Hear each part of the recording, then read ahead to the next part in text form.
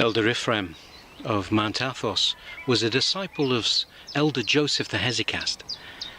In 1973 he himself became abbot of his monastery and went on to rejuvenate 3 other monasteries, giving them new life and discipline. Elder Ephraim was called by God to bring monastic life, the monastic wisdom of the wilderness of Mount Athos, to North America. And in a few decades he has established 18 monasteries in the USA and also monasteries in Canada. Elder Ephraim, yes, brings the wisdom of the desert, the wisdom of Mount Athos to the people of North America for their nourishment, for their encouragement, to help them struggle to find salvation. But also, he says, the work of Antichrist, which is to come, will begin in the Americas. And so he recognized God's call to establish monastic life in North America, to help those who would hear the message of God to prepare themselves for what is to come. What follows are short teachings from Elder Ephraim, teachings on the spiritual life, guidance, wisdom, to help us find salvation. Elder Ephraim says to us, we have commandments both from God and the devil. God commands us to love one another. The devil commands us to hate each other. It is up to us to decide whose commandments we will obey and whose disciples we will make ourselves. In the New Testament, St. John reminds us that if we cannot love our brother who we have seen, how can we imagine that we will love God who we have not seen? Elder Ephraim says to us, our salvation depends on other people, depends on our brother. He goes as far to say, if we have seen our brother, we have seen God.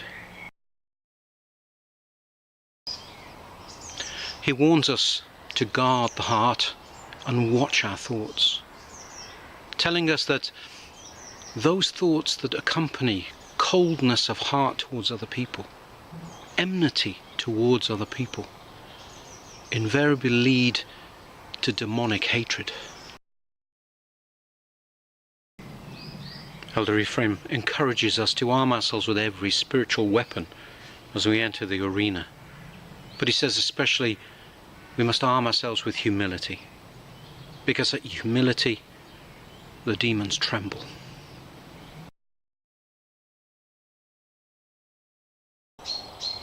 He reminds us that had not the apostles sacrificed themselves, we would not be heirs to the kingdom of God.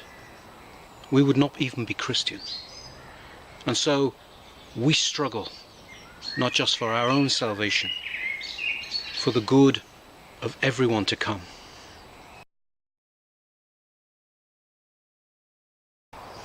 If we had no temptations, we wouldn't know humility. We wouldn't know what it is to fall. And our pride, Elder Ephraim says, would make us like the demons, turn us into devils. Our good God permits us to be tempted, even allows us to fall, that we may know humility. And Elder Ephraim says, it is humility that will lighten the burden of our sin. Just as gold is purified through its heating, so too we struggle and we suffer for our purification. And Elder Ephraim says to us, God permits us suffering, God permits us temptation, so that finding ourselves in the other world, we won't be in that condition where we have nothing to show, to say that we have struggled for his kingdom and for him. When asked how we put Christian love into action, Elder Ephraim instructs us, always overlook the faults and the sins of our neighbours. Always reproach ourselves. Focus on our own shortcomings, our own sins. And when we truly reproach ourselves and are blind to our neighbour's failings, Elder Ephraim says, only then will we truly be able to love even as God commands us to love. Teaching about the Jesus prayer, he says we should say it constantly, inwardly and outwardly, particularly during the day. Elder Ephraim says to us, it is useful to say the Jesus prayer audibly with our lips, because at this time during the day when we're working and distracted, the mind is bombarded with many things, and it's helpful to speak the prayer aloud.